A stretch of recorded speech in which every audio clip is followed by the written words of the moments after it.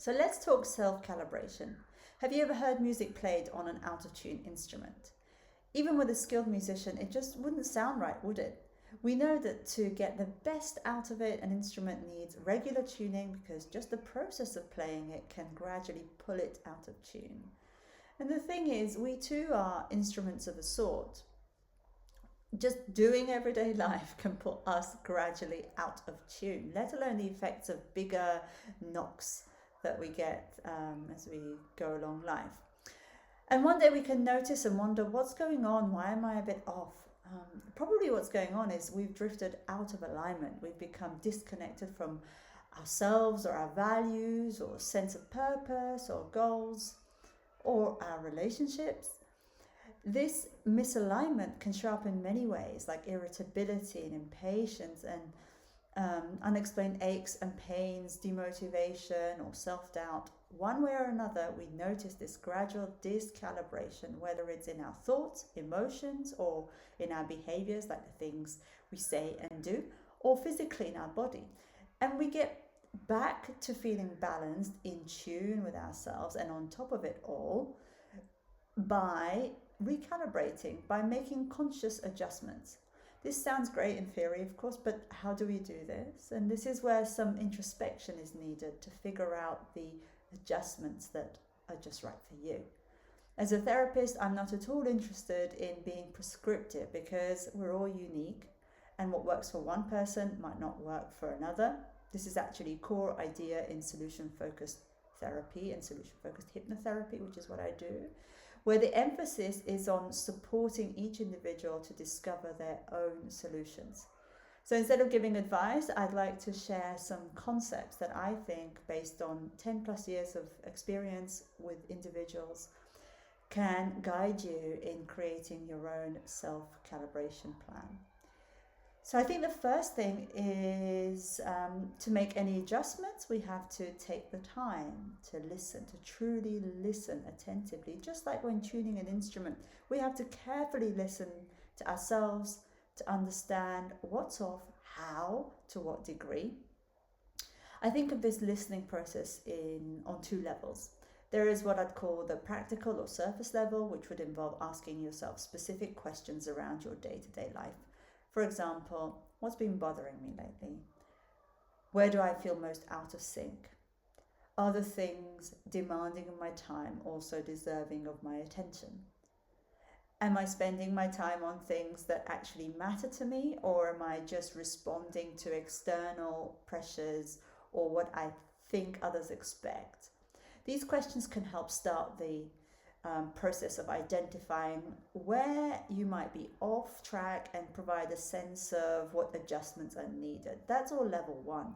Then there is a deeper level of listening to go a little more below the surface. And I think one very good way to do this is to listen to the different parts in us and even listen to any competing internal perspectives.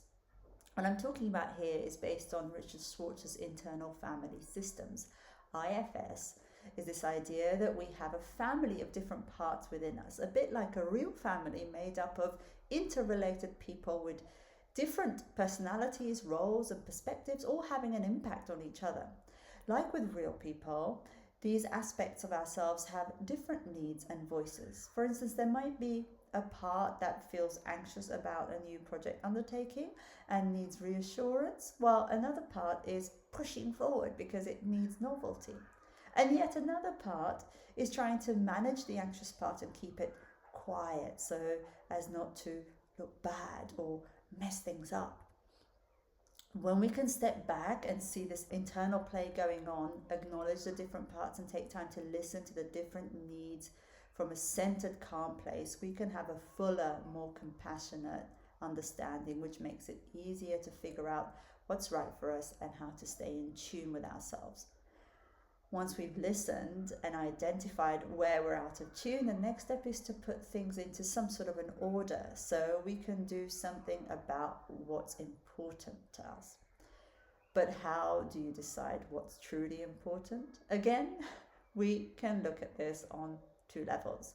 On a bigger picture level, the level of life priorities, we can look at all the different areas of life, like health, career, finances, family, close relationship, interests, fun, etc., and see how balanced you feel in each area and which areas are priority for the moment. Maybe some areas need more attention while others are just fine, just like one string can be out of tune but another is fine. Checking in with yourself regularly will help you see where to dedicate time and energy. And if you spent some time looking at your parts already, it will probably make it easier to prioritize these areas based on your own values and beliefs rather than following what seems to be required of you by society, others' expectations, or even old trauma responses. Sometimes we make choices that stem from a desire to survive or fit in rather than from a place that feels safe and thriving. This is where therapy can be valuable to help you analyze where your choices are coming from. Are they driven by a part of you that's simply trying to survive, or from a place that feels secure enough to think about how to truly thrive? Once we've seen the bigger picture, then we do have to figure out a way to prioritize on a day-to-day level with actions to help keep the calibration. On this level of day-to-day practical priorities, one popular tool is the Eisenhower Matrix, or the 4 quadrants method, which helps you categorize tasks by urgency and importance. This can highlight to you where to put your focus. And when you are keeping your focus on what's important to you day after day, there's a sense of accomplishment that comes from knowing you've used your time well, which leads to feeling more aligned with yourself. I think the final piece I'd like to mention, continuing with this idea of practical action, is the importance of figuring out a system to stay in tune, because it's so easy to forget our priorities in the business of life. So there needs to be some form of reminders in place. It could be in the form of daily rituals, especially if you're attach new things to existing rituals. It could be in the form of cues like sticky notes, phone alarms, or it could be regular daily, weekly, or monthly check-ins, like a meeting with yourself to review, reassess, and keep making necessary adjustments.